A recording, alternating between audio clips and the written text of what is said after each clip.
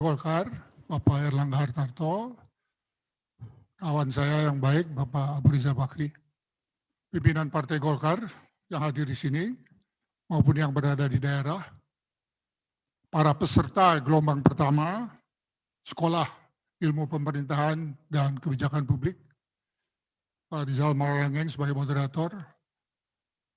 Saya ingin menyampaikan pertama-tama selamat kepada Partai Golkar dan rasa bangga bahwa sekarang Partai Golkar telah menginisiasi berdirinya sebuah sekolah yang ditujukan untuk membangun kader-kader.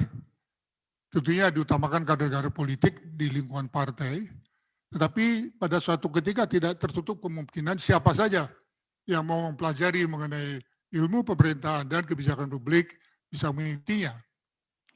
Ini adalah suatu langkah yang baik yang patut kita hargai. Kita tadi telah mendengar Profesor Kishore Mahbubani, kawan saya.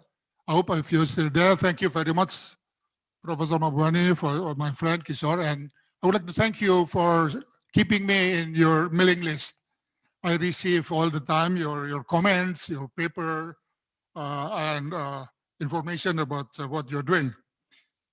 Saya diminta, kalau beliau tadi berbicara mengenai geopolitik, mengenai kedudukan kita dan Asia di dalam geopolitik itu dan bagaimana Golkar berperan, saya telah diminta oleh para pengurus sekolah ini untuk menyampaikan bagian kitanya lah, bagian dalam negeri, proses transformasi yang terjadi dari berbagai perkembangan di dalam bidang politik dan ekonomi, terutama tentunya untuk kita, karena pengalaman adalah guru yang terbaik. Di dalam kita menatap ke depan, disebutkan tadi adalah tantangan utama kita adalah good governance. Tentunya kita bisa mengatakan apakah kita ini sekarang sudah menjalankan itu atau belum, bagaimana pengalaman kita di dalam menegakkan good governance. Jadi saya mengikuti apa yang diminta oleh para pimpinan sekolah ini. Untuk memudahkan membedah transformasi politik dan ekonomi di Indonesia, saya akan menggunakan perubahan rezim.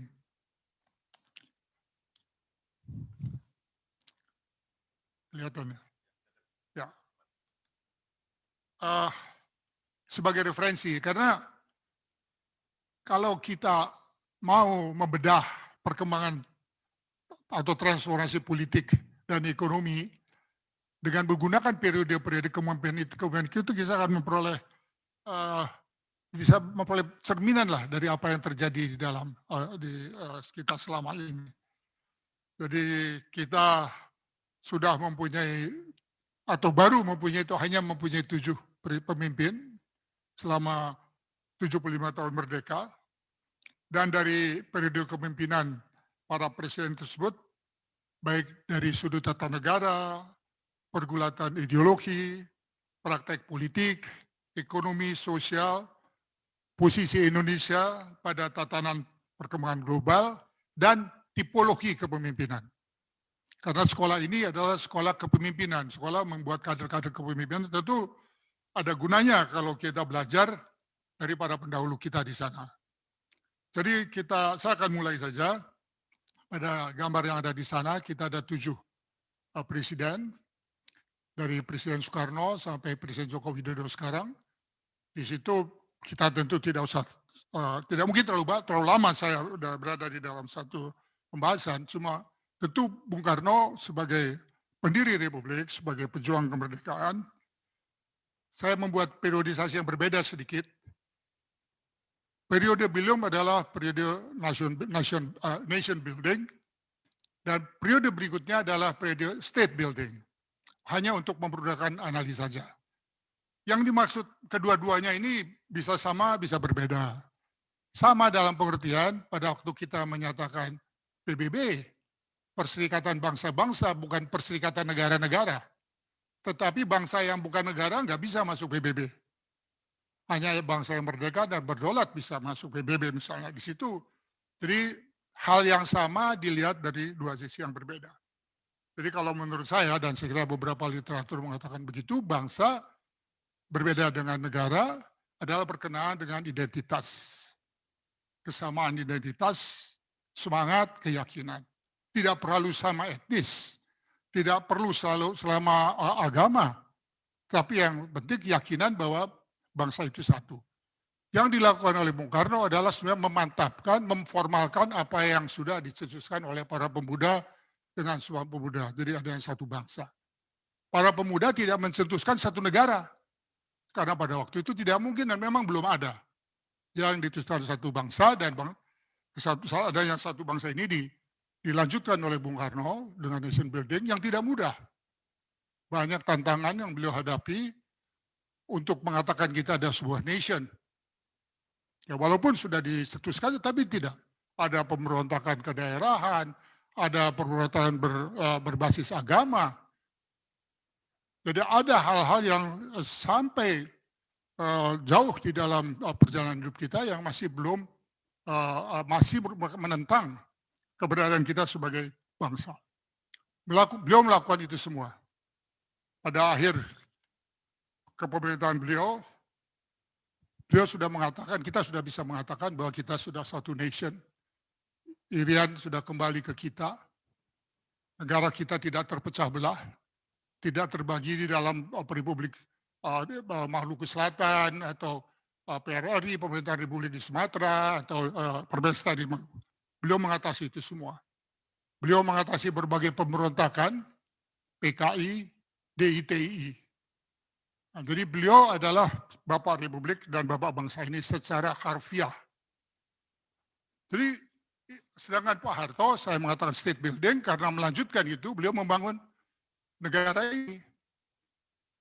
Dibedakannya biasanya adalah yang dimaksud negara adalah sistemnya, strukturnya, pelayanan yang perlu diberikan pada masyarakatnya, cita-citanya, idenya. Sedangkan bangsa tidak ada hubungan dengan sistem, tidak ada apakah federal, apakah kesatuan, apakah demokrasi, apakah otoriter, itu tidak ada urusannya dengan bangsa. Nah, disitulah peranan Pak Harto di dalam membangun Indonesia sebagai negara. Beliau menciptakan sistemnya, strukturnya, dan segala sesuatu yang diperlukan untuk menjadi bangsa. Tentu ada perbedaan kepemimpinan antara kedua beliau ini. Ya, Bung Karno adalah seorang pemimpin, seorang leader yang baik. Tapi banyak ahli yang mengatakan beliau bukan seorang manajer yang baik. Sebaliknya Pak Harto adalah seorang manajer yang baik, tapi juga mungkin pemimpin yang baik. Tetapi di antara keduanya tentu ada perbedaan yang cukup menarik lah kalau untuk. Pada masa Bung Karno, kita mengalami 3 undang-undang dasar.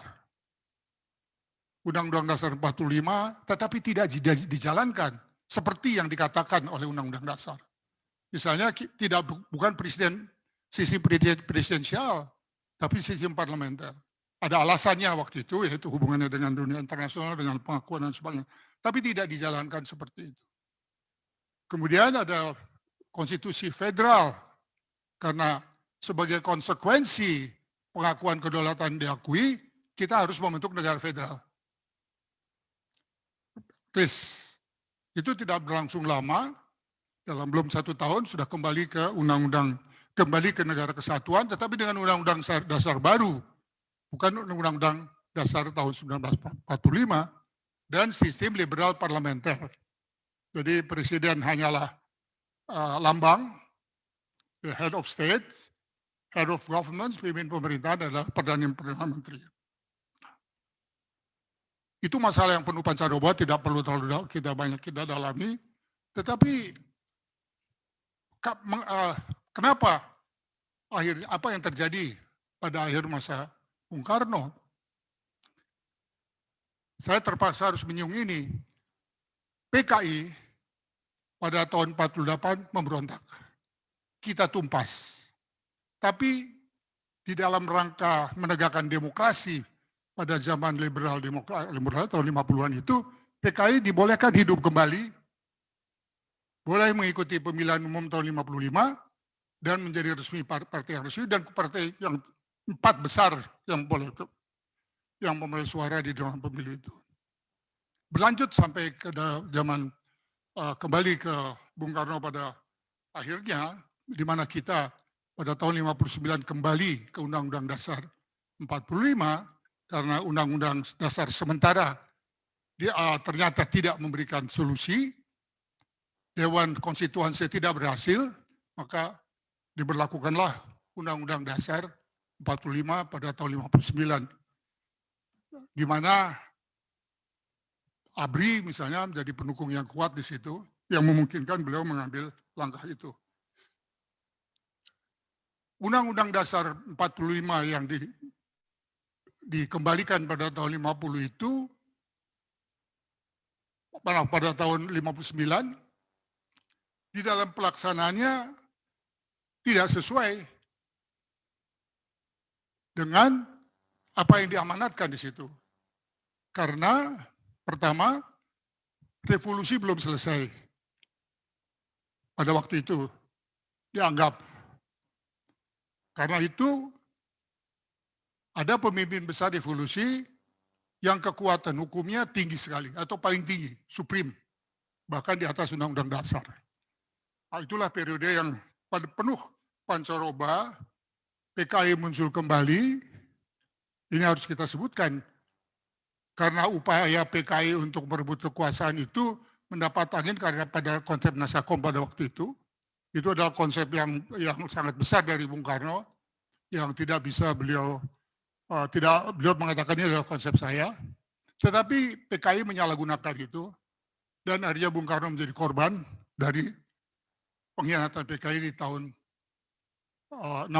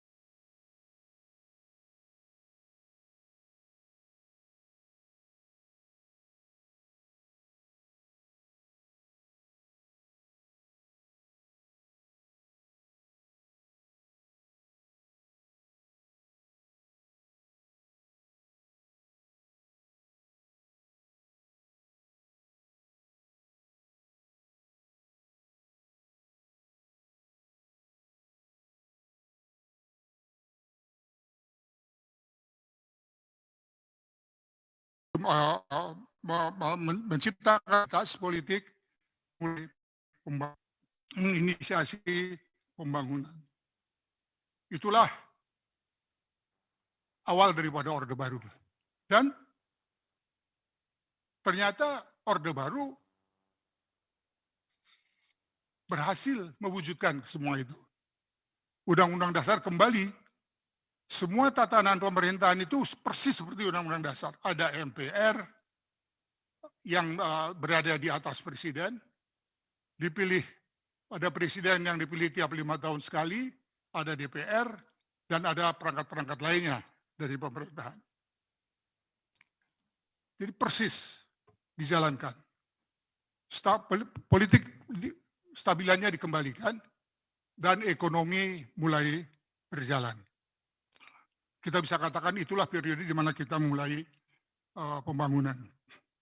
Dan di bawah kepemimpinan Pak Harto, Indonesia telah bertransformasi dari negara termiskin di dunia, termasuk termiskin, kalau tidak salah GDP-nya itu sekitar $60, menjadi negara berpendapatan menengah pada akhir pemerintahan beliau.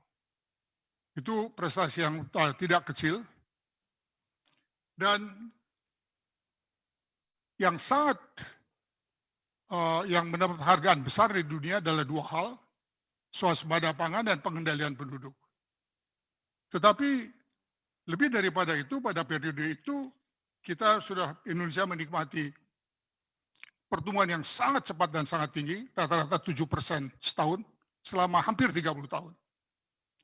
Sehingga pada akhir pemerintahan Pak Harto itu, Indonesia sudah menjadi negara berpenerimaan, kemiskinan bisa ditekan dari sekitar 50% menjadi 11% pada tahun 96, 45% pada awalnya.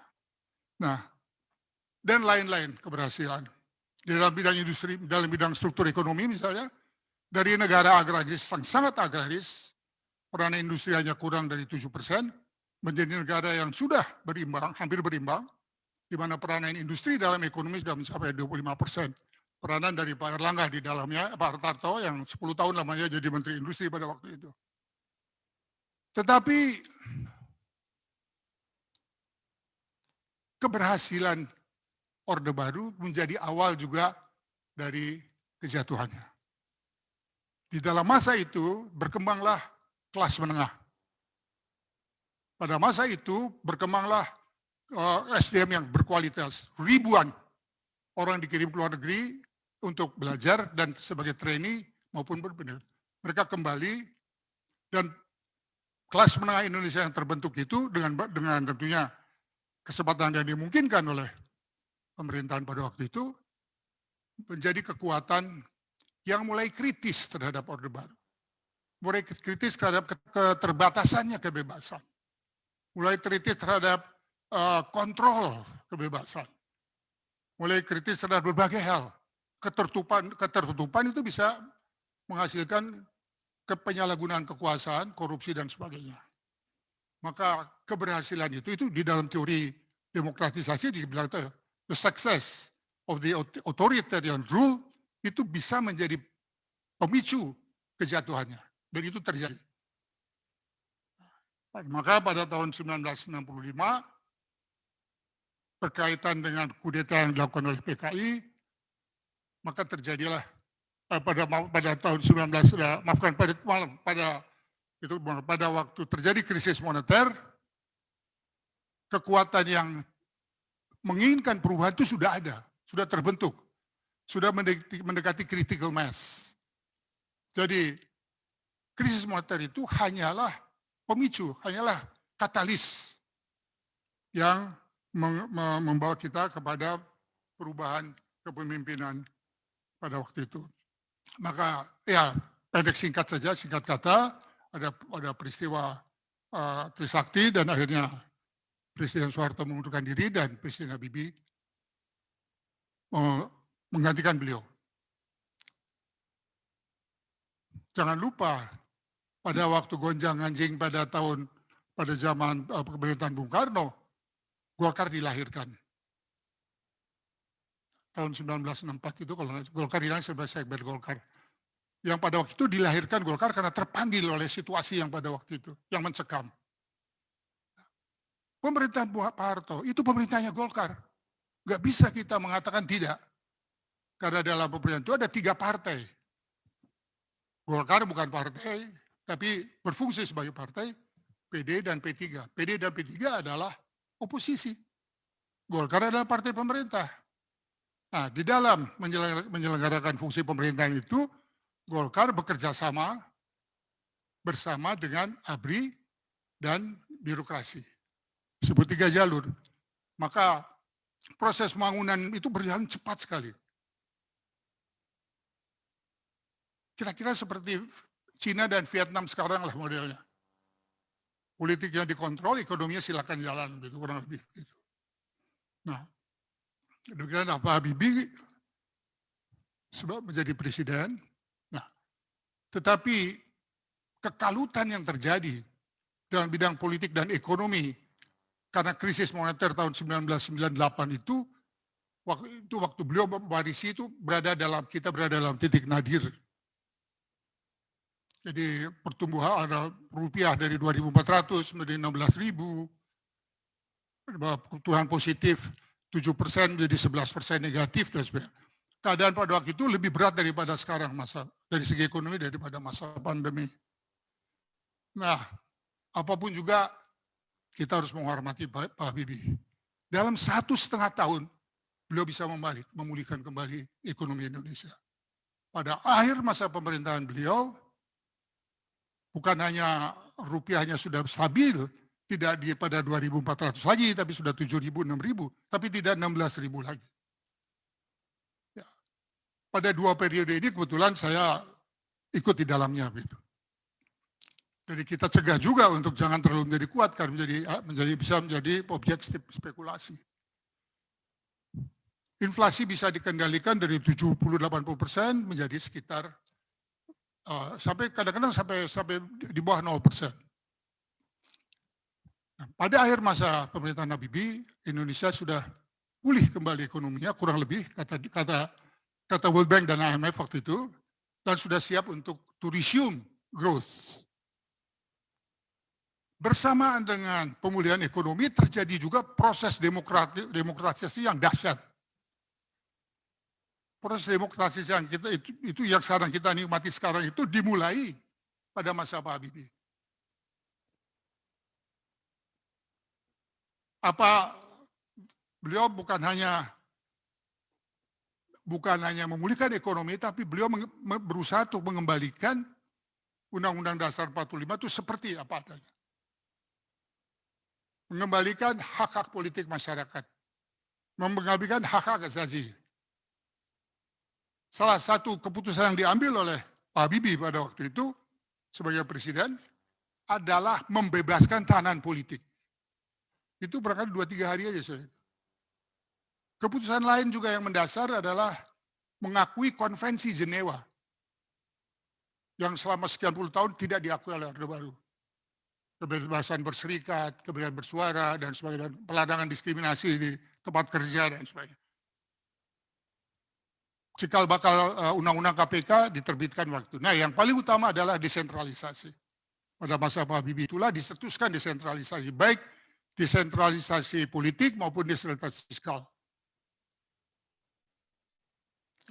Semua itu terjadi dalam waktu 1,5 tahun. Nah, di dalam pemerintahan Habibie yang 1,5 tahun itu dihasilkan 67 undang-undang. Bayangkan dalam 1,5 tahun, 67 undang-undang. 16 mengatur ekonomi, 32 mengatur politik, pemilihan umum, partai-partai, hak bersuara. Langkah yang berikutnya yang disebut beliau adalah pencabutan kontrol terhadap pers. Pers tidak perlu siup lagi, bebas. Itu langkah. Sehingga dalam waktu berapa hari itu ada dari berapa pers yang terbatas menjadi ratusan ribu partai. Partai yang itu pemilu itu ada 43. Pemilu pertama pada masa itu. Dari 32 mengenai politik dan 19 mengenai hukum dan HAM. Pada masa itu, sekarang sudah kita anggap biasa, tapi pada waktu itu tidak gampang. Hakim itu adalah pegawai negeri. Jadi meskipun ada Mahkamah Agung, administrasi kehakiman itu di bawah Kementerian Kehakiman. Hukum. Pada masa Habibie itu diputuskan bahwa Mahkamah Agung adalah kekuasaan kehakiman. Hakim-hakim tidak di bawah pemerintah, tapi di bawah Mahkamah Agung. Itu hanya beberapa contoh saja. Dan kemudian pemilu demokratis yang pertama, yang kedua, sesudah tahun 1955, dilanggar pada tahun 1999, yang menghasilkan DPR. Yang tragisnya tidak menerima pertanggungjawaban beliau. Sehingga beliau menyatakan tidak bersedia maju lagi, itu sebabnya ada berbagai hal ya. Tidak perlu terlalu saya dalami di sini. Beliau mengundurkan diri, tidak turut di dalam pemilihan presiden. Dan setelah melalui berbagai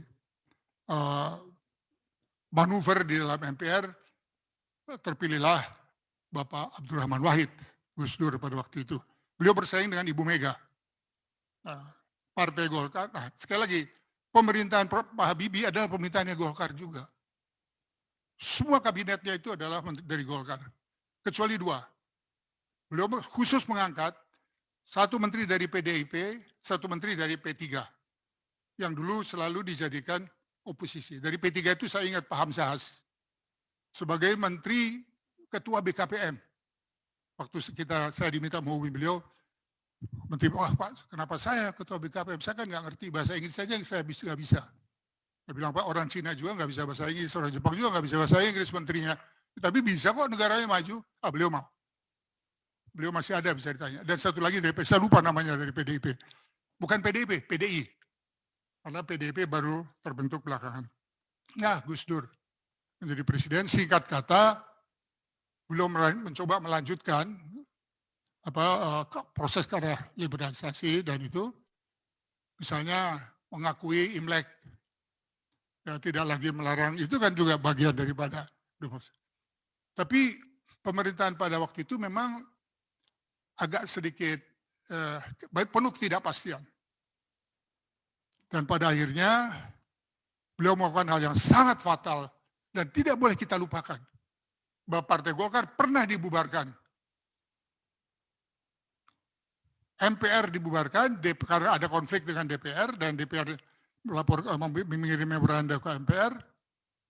Dan kedua daripada repot barangkali berarti dua-duanya, tiga-tiganya dia dibubarkan gitulah, dianggap Golkar sebagai biang keladi. Maka dibubarkanlah Golkar. Tentu itu bertentangan dengan Undang-Undang Dasar, bukan bubarkan Golkar, bubarkan Golkar mungkin tidak bertentangan, tapi membubarkan MPR dan DPR itu bertentangan. Karena itulah beliau dimakzulkan. Bukan karena inti persoalannya ya, tuduhan korupsi atau bukan, itu nggak pernah dibahas. Digantikan oleh Ibu Mega sebagai yang waktu itu sebagai wakil presiden menjadi presiden. Dalam masa Ibu Mega yang paling kita akan ingat terus adalah terjadinya amandemen terhadap Undang-Undang Dasar. 4 kali Undang-Undang Dasar di amandemen. Dari situ Indonesia telah berubah secara formal berdasarkan konstitusi, bukan hanya berdasarkan undang-undang, menjadi negara demokratis. Oleh karena itu, masa tiga presiden itu di situ saya sebut sebagai masa transisi. Masa transisi ke demokrasi. Ya, para ahli tentu tahu bahwa proses demokratisasi itu ada 2 periode atau 3.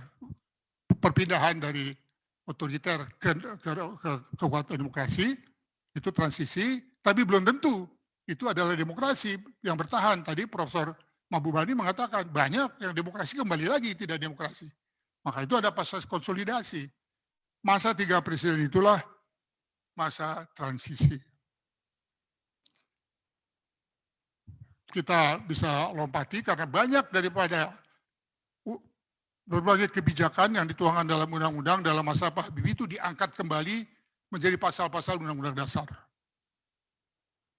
Di samping hal yang baru ya, bahwa presiden dipilih langsung, ada periode, 2 periode dan sebagainya. Tapi pada dasarnya itulah proses yang terjadi yang kita bisa lihat pada masa itu. Kemudian Ibu Mega, kemudian terjadilah pemilihan umum pertama yang memilih presiden. Ya, dari pertama kali kita menjalankan Undang-Undang Dasar yang baru itu, memilih presiden dan terpilih Pak Susilo Bambang Yudhoyono. Beliau terpilih kembali. Pada saat Presiden Susilo Bambang Yudhoyono itulah kita bisa mengatakan kita memulai proses konsolidasi terhadap demokrasi. Presiden sudah dipilih langsung. Kalau dulu kan yang dipilih langsung kan cuma lurah, cuma desa. Mulai presiden dipilih langsung, kepala-kepala daerah dipilih langsung, dan sebagainya. Itu dari situlah terjadi proses konsolidasi, dan kira-kira berlangsung sampai sekarang. Kapan konsolidasi itu selesai? Ya banyak kriterianya tentunya. Dikatakan dalam bahasa Indonesia, when democracy is the only game in town. Pada saat demokrasi itu hanya itulah, tidak ada lagi yang menjadi pertimbangan. Kita kan masih ada macam-macam. Mau kembali ke MPR, supaya bisa membuat GBHN. Nah, MPR-nya siapa yang membentuk? GBHN-nya siapa yang melaksanakan? Kalau pemerintah melaksanakan GBHN, dia tidak disetujui oleh MPR, presidennya apakah bisa turun? Nah, jadi kembali ke arah, jadi ada nostalgia otoriter pada waktu itu. Jadi itu belum bisa kita katakan kita sudah betul-betul terkonsolidasi. Dan terakhir tentu masa Presiden Joko Widodo yang kita dukung sekarang sampai sekarang. Beliau juga yang kalau saya mengajar gitu, saya katakan beliau itu unik. Sebelum ini pemimpin-pemimpin Indonesia itu mesti orang-orang yang punya nama tuh, dari keluarga punya nama, Bung Karno, Pak Harto, Pak Harto, Jenderal Bintang 4, Pak Habibie, Profesor, Abraham Wahid, darah biru dari kalangan ulama, Ibu Mega Putra Presiden, Susilo Bambang Yudhoyono, Jenderal Bintang 4. Tapi Presiden Jokowi adalah seseorang yang datang dari common person, presiden yang berasal dari rakyat, cara berkampanye juga unik. Kemenangannya beliau tidak karena didukung partai politik, tapi didukung oleh rakyat banyak, terutama generasi muda. Jadi, dan penggunaan media sosial sebagai media kampanye. Nah, kita sampai tentu kepada periode Pak Habibie yang kita semua sudah tahu, sudah tidak perlu saya, kecuali pada akhirnya beliau terpilih kembali, dan jadi ada 2 presiden yang terpilih kembali. Semua presiden Indonesia kecuali Susilo Bambang Yudhoyono adalah sipil. Jadi ini juga suatu hal yang perlu, yang patut kita banggakan. Saya kira ini adalah tipologi atau perkembangan kepemimpinan dan tipologi kepemimpinan yang ingin jadi kita.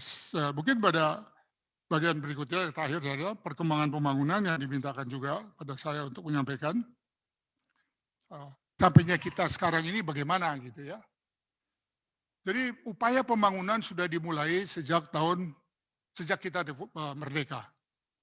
Antara tahun 45 sampai tahun 50 ada panitia pemikir siasat ekonomi yang membuat dasar pokok daripada plan, bukan rencana, mengatur ekonomi tahun 1947. Perang itu tidak bisa dilaksanakan karena kita baru perang merebut kemerdekaan. Ada lagi plan produksi 3 tahun Republik Indonesia tahun 48, 49, 50 itu pun tidak bisa dilaksanakan.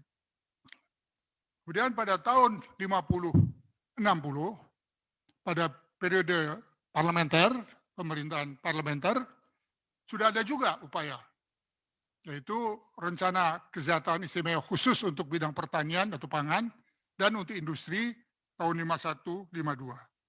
Kemudian Dewan Perancang Negara dengan badan pelaksana yang dinamakan Biro Perancang Negara, cikal bakalnya Bappenas. Dan ada rencana pembangunan 5 tahun, 56, 60. Itu pun semuanya tidak berjalan. Karena kita sibuk sekali dulu. Sibuk melawan Belanda, sibuk melawan pemberontakan daerah, bermacam-macam sibuk, jatuh bangunnya pemerintah. Dalam waktu 10 tahun itu ada 7 Perdana Menteri. Nah, kemudian saya nggak begitu suka menyebut Orde Lama itu ya. Dulu kita di Orde Baru itu membedakan aja sekarang dengan dulu gitu. Ya, dulu Orde Lama, sekarang Orde Baru. Tapi lama itu sampai kapan gitu ya. Jadi juga susah. Nah, pada periode Orde Baru, pra-Orde Baru atau Orde Lama lah, ada rencana pembangunan nasional semesta berencana 8 tahun dari tahun 61 sampai 69 dibagi 2, 3 tahun dan 5 tahun. Nah, ini yang berikutnya ini yang mewarnai upaya pembangunan pada waktu itu. Pemerintah pada waktu itu setelah kembali ke Undang-Undang Dasar 45 mencoba mentaati amanatnya. Harus ada MPRS. MPR ada, dibentuk MPRS. Pembangunan harus berdasarkan GBHN. Tapi GBHN itu bukan GBHN yang dibahas oleh MPR, tapi GBHN yang diputuskan oleh MPRS dari pidato-pidato Bung Karno. Ya, jadi pidato Bung Karno itu ditetapkan sebagai GBHN. Ada yang berjudul Jalannya Revolusi Kita, terus menjadi Manipol, Manifesto Politik. Kemudian ada Resupim, Revolusi Sosialisme Indonesia, Pimpinan Nasional. Ditegaskan, Pimpinan Nasional ini fungsinya penting sekali gitu. Jadi bisa mengatasi yang lain. Ada berdikari, berdiri di atas kaki sendiri. Ada Tafif, tahun Vivere Pericoloso, ya keberanian gitu. Ada Gesuri, Gema Suara Republik. Itu semua pidato Bung Karno yang dijadikan GBHN. Tidak ada dibahas GBHN seperti yang kita bahas pada kemudian hari. Nah, jadi kalau kita lihat bagaimana GBHN pada masa itu dan GBHN pada masa Orde Baru, pemerintahan Golkar, jangan kita mengatakan tidak ada hubungannya Golkar, ada. Tapi juga kita menyesali beberapa hal yang menjadi kekurangan daripada Orde Baru, dan kita tidak akan ulangi lagi. Pada zaman Orde Baru, GBHN adalah pidato-pidato presiden. Orde Lama. Pada zaman Orde Baru, perumusan GBHN itu mulai proses yang panjang. Ada Sekjen Bahan Kamnas yang ditugaskan mengumpulkan bahan-bahan. Kemudian ada panitia, dan di MPR-nya pun dibahas. Ada badan pekerja, ada panitia ad hoc, dan sebagainya. Untuk akhirnya disahkan dalam GBHN oleh MPR. Saya kebetulan, saya jadi anggota di situ, bukan dari Golkar, saya bukan dari Golkar, sama saya dari ABRI. Saya anggota fraksi ABRI di situ. Tapi waktu itu kan ABRI dengan Golkar kan satu, yang disebut 3 jalur itu. Nah, yang amat penting sekali pada masa Orde Baru itu jadi rencana pembangunannya itu seperti ini. Undang-Undang Dasar 45, MPR, GBHN, pembangunan jangka panjang 25 tahun, repelita, dan pada akhir Orde Baru sudah memasuki repelita pertama pembangunan jangka panjang. Pada waktu jatuhnya itu kita sudah di repelita kedua. Yang ingin saya sampaikan di sini adalah terjadinya transisi atau transformasi dari strategi pembangunan. Kita tahu strategi pembangunan pada waktu itu adalah trilogi. Stabilitas, pertumbuhan, pemerataan. Itu pada awalnya itulah stabilitas, pertumbuhan, pemerataan. Pada pertengahan Orde Baru sudah berubah. Pertumbuhan, pemerataan, dan stabilitas. Karena stabilitasnya dianggap udah beres. Dengan berbagai ketentuan politik itu, masa mengambang dan sebagainya, partai cuma 3, difungsi dan sebagainya, stabilitas itu sudah terjamin. Maka yang diupayakan dikejar adalah pertumbuhan. Itulah pada masa kita punya growth cepat sekali. Pada menjelang akhir Orde Baru, kesadaran akan adanya ketidakadilan telah merubah trilogi itu. Pemerataan paling atas, jadi pertumbuhan dengan pemerataan. Dan stabilitas yang terbaik. Jadi pada akhir, mungkin agak terlambat kali ya, pada akhir masa Pak Harto itulah yang terjadi. Sekarang, secara singkat saja, pada pasar reformasi di mana kita sekarang berada, yang utama adalah terjadinya perubahan paradigma, sehingga seluruh pendekatan juga berubah. Dari otoriter, saya nggak mau mengatakan otoriter sih, mungkin semi-otoriter ya, karena DPR-nya ada, dipilih tiap 5 tahun, MPR-nya ada. Semuanya ada gitu ya, jadi mestinya, tapi caranya kita menjalankannya yang mungkin berbeda dengan kebiasaan. Dari demokrasi, sentralisasi menjadi desentralisasi. Peranan negara digantikan peranan masyarakat dan swasta, termasuk setiap anggarannya. Jadi inilah yang berlaku sekarang ini. Paradigmanya juga dulu, dari GBHN menjadi visi misi presiden, di daerah visi misi gubernur dan bupati. Ini bagus-bagus saja sih, cuman saya suka bertanya-tanya aja, visi misi gubernur itu bagaimana kalau beda dengan visi presiden? Kan dia waktu kampanye kan. Nanti bupatinya bagaimana kalau beda dengan gubernurnya begitu. Itu saja barangkali yang maka itu peranan dari Badan Perencana, Bappenas, Bapeda itu penting sekali untuk mensinkronkan, dan juga peranan dari DPRD. Sekarang kita sudah mulai tahap kedua LP. Nah, pada akhir Indonesia di awal periode kedua Presiden Jokowi. Jadi pada akhir Presiden Jokowi, gimana kita? Ya, pertama, adalah Indonesia dinilai sebagai negara, tadi katakan oleh Pak Kisor tadi, sebagai negara yang berhasil melakukan transisi dari rezim otoriter ke demokrasi. Ya, tegas beliau katakan begitu. Dan itu terjadi tanpa konflik horizontal yang berarti. Relatif aman itu perubahan itu terjadi. Sidang-sidangnya di MPR. tanpa campur tangan pihak luar. Tidak ada CIA yang ikut campur membuat kita menjadi negara. Kita tidak ada. Sepenuhnya demokrasi kita bikinan kita. Dan sekarang lembaga-lembaga demokrasi sudah berfungsi sesuai amanat konstitusi. Kita menjadi negara demokrasi terbesar ketiga di dunia, dan transformasi sistem yang sangat sentralistis menjadi sangat terdesentralisasi. Jadi kita termasuk negara kesatuan yang paling terdesentralisasi di dunia. Kita punya desentralisasi sedikit aja di bawah negara federal.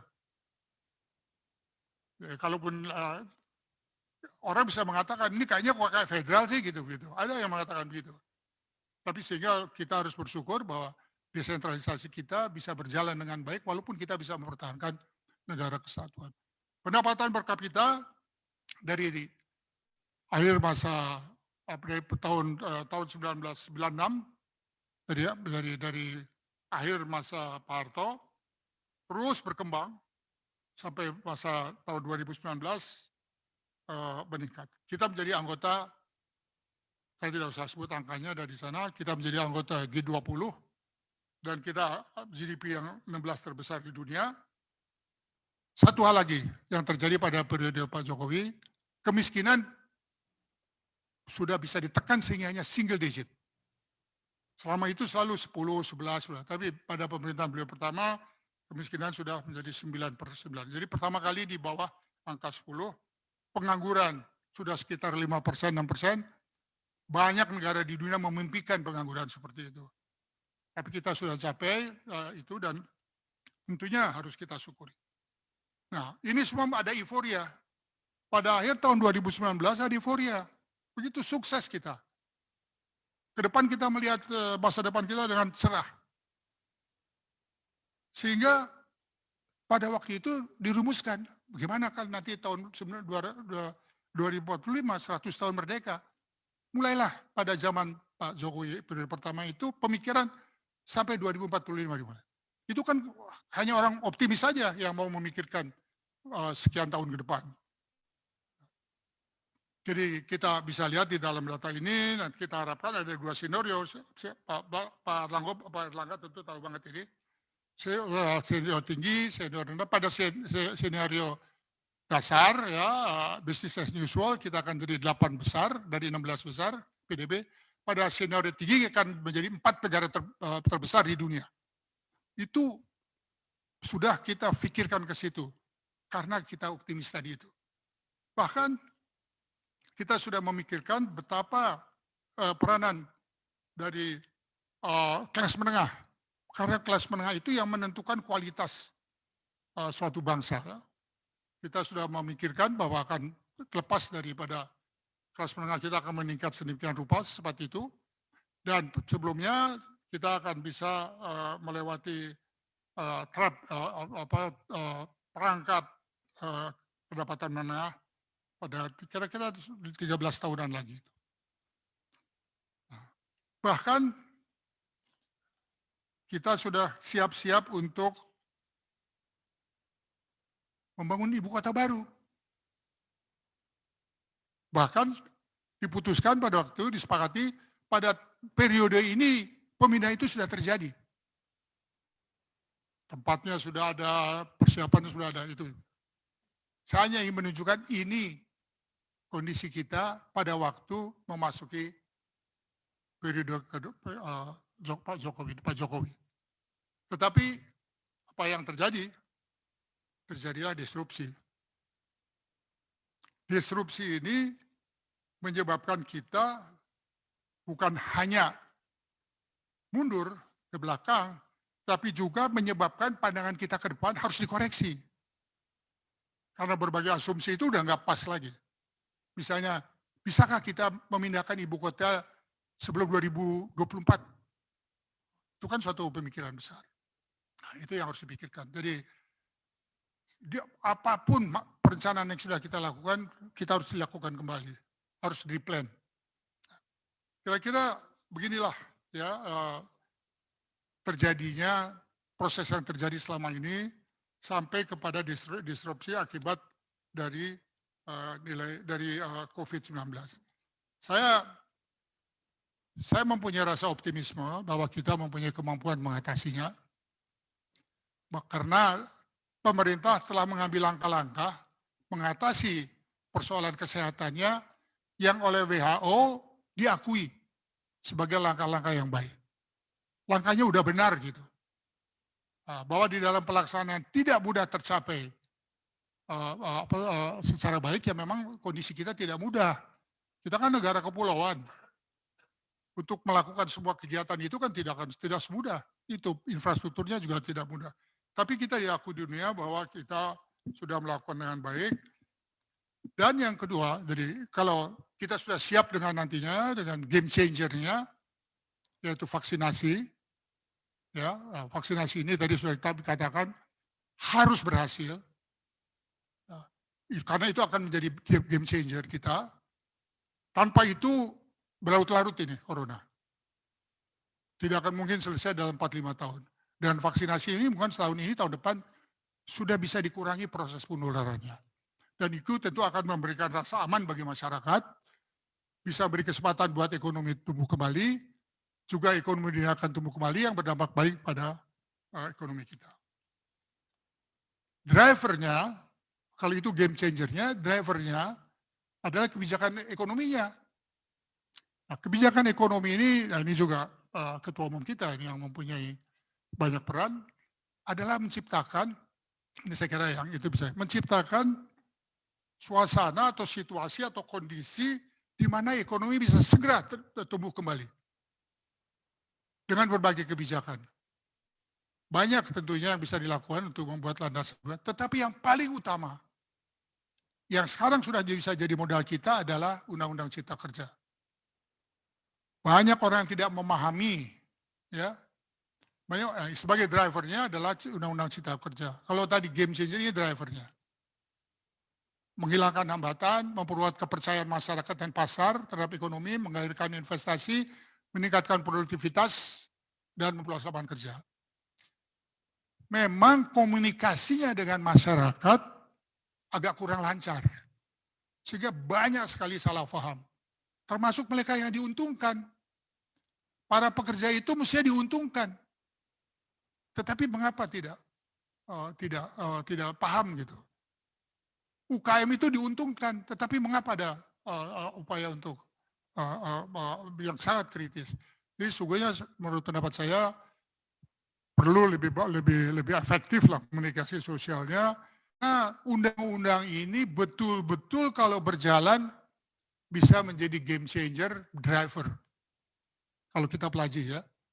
Nah, dengan demikian maka tugas kita dan para kawan-kawan yang sekarang ini di daerah terutama adalah mensukseskan nanti pelaksanaannya. Hanya udah beberapa saja pesan saya. Jadi dalam rangka proses pemulihan ekonomi itu ada beberapa hal yang, karena kita ingin memanfaatkan momentumnya sekarang. Kalau ini berjalan business as usual, tidak terjadi apa-apa, banyak hal-hal yang tidak kita bisa perbaiki. Misalnya ketimpangan. Sekarang ini ekonomi kita itu timpang.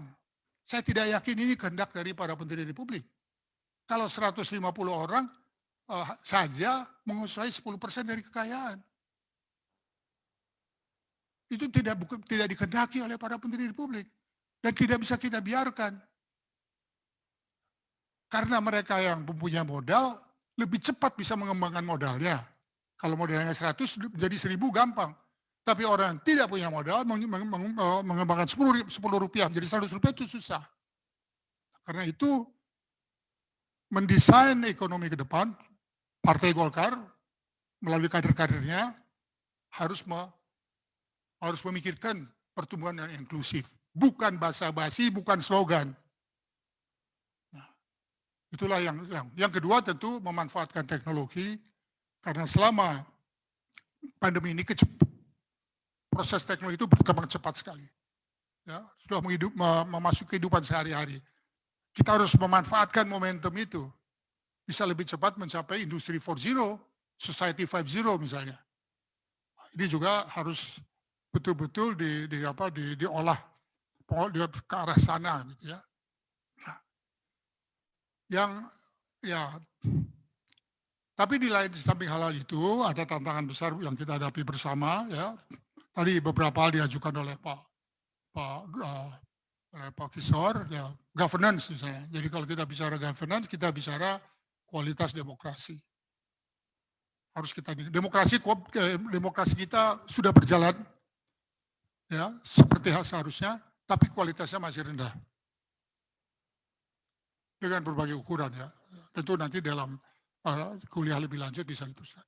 Desentralisasi harus betul-betul meningkatkan kesejahteraan rakyat, bukan kepentingan di-capture oleh elit daerah. Jangan sampai desentralisasi itu di-capture, ditangkap hanya oleh elit daerah. Ini kualitas desentralisasi. Juga, saya nggak bisa baca. Mengatasi masalah korupsi tadi, Profesor Pak Bugani mengatakan korupsi. Karena sebuah negara bisa menjadi negara gagal karena korupsi. Dan masalah korupsi ini menurut Transparency International di kita masih marak. Kita nomor 102 gitu ya. Ya kita lebih baiklah daripada Thailand, tapi kita lebih buruk dari Gambia, dari Sri Lanka, dari Suriname, Kazakhstan. Dan korupsi itu mengikuti alih desentralisasi. Jadi yang didesentralisasi itu bukan hanya fiskal dan politik, tapi juga korupsi. Ini harus kita atasi. Governance tadi ini ya tugasnya mengatasi. Dan masalah kesenjangan, antar pendapatan rendah, pendapatan tinggi, antar wilayah, pusat daerah, Jawa, luar Jawa, barat, timur, program perdesaan, antar industri, dan sebagainya. Nah, hal inilah yang ingin saya sampaikan, waktunya juga terbatas. Saya sudah membuat bahan tertulis yang cukup agak sedikit, mungkin lebih detail, yang bagi yang menghendakinya tentu saya persilakan untuk, termasuk juga masalah desentralisasi yang tadi sudah saya singgung sedikit. Yang utama dari desentralisasi itu adalah semangat pemimpinnya. Jadi kalau pemimpinnya punya semangat inovatif, ya, punya semangat ada kepada pembaharuan, ada keinginan untuk afirmatif, itu bisa maju. Ada studi dari LAN yang menunjukkan bagaimana keberhasilan satu daerah dengan daerah lain yang dipengaruhi oleh kepemimpinannya. Ya. Kita sekarang sudah dari tidak ada otonomi sudah berjalan otonomi yang luar biasa di sekian banyak proses habitat kota, itu menjadi modal. Desentralisasi harus menjadi modal. Modal meningkatkan kualitas politik dan modal meningkatkan pembangunan ekonomi. Nah, ini tantangan bagi kita karena seperti dikatakan Pak Ketua Umum tadi, kita berhasil di dalam pilkada yang lalu memperoleh kemenangan, dan kemenangan itu banyak ada pada pejabat-pejabat yang kita calonkan dan kita dukung. Tetapi kita juga sadar bahwa kita harus menghindari ke depan itu kasus, karena kepala daerah sangat terkandung kepada birokrasi, seperti juga di pusat, karena pemerintahan berganti tiap 5 tahun, birokrasi tidak berganti, maka membina birokrasi yang benar di daerah itu sangat utama. Pembinaannya, rekrutmennya, penempatannya, penjanjangannya.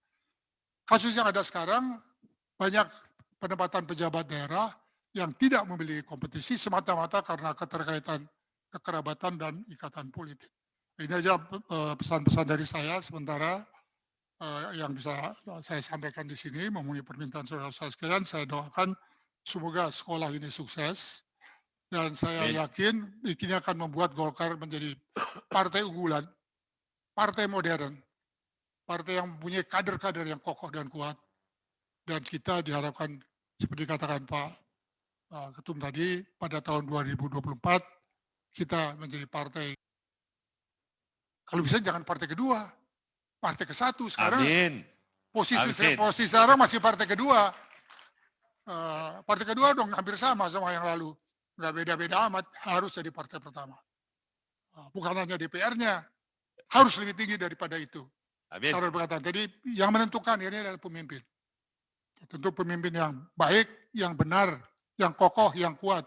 Kuat bukan hanya profesinya, pengetahuan mengenai teknologinya, kemungkinan pengetahuan, kuat keindonesiaannya. Pemimpin-pemimpin kita harus kokoh keindonesiaannya. Dia bisa ngomong bahasa Inggris dengan baik, dia bisa mengutip buku-buku dengan baik, dia mengetahui teori ekonomi, dia mahal betul soal teknologi. Itu tidak cukup. Harus kokoh keindonesiaannya. Demikianlah, terima kasih sekali lagi. Selamat kepada sekolah ini, selamat kepada sekolah.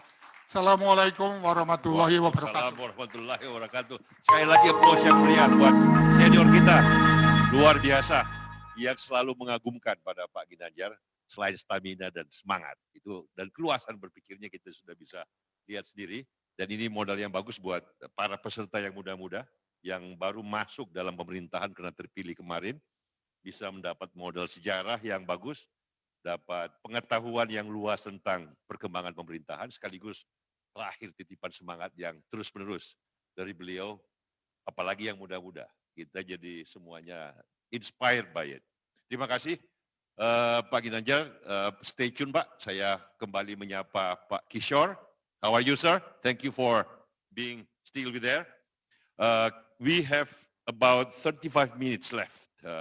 And I've got lots of questions from around Indonesia, from our leaders in every level of the region. So, but I will summarize because I cannot have time enough even to read one by one of the question. But before I begin with their questions, just one thing, just for another info that next year there will be a G20 and Indonesia might be G20 next year to 2022, and Indonesia might have the presidency and the host. And after that, ASEAN Forum, and Indonesia might also be the leader and the host. So what will be your advice as a senior, very experienced diplomat for Indonesia to play that role in the coming years that can make us more, to reap the benefits of the positions in the changing world? Pak Kishore, please. Thank you.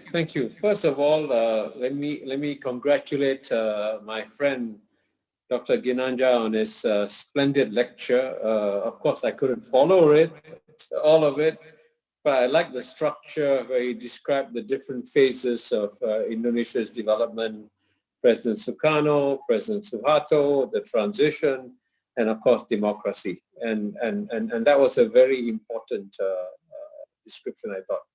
Now on G20, you see, Indonesia is a very fortunate country.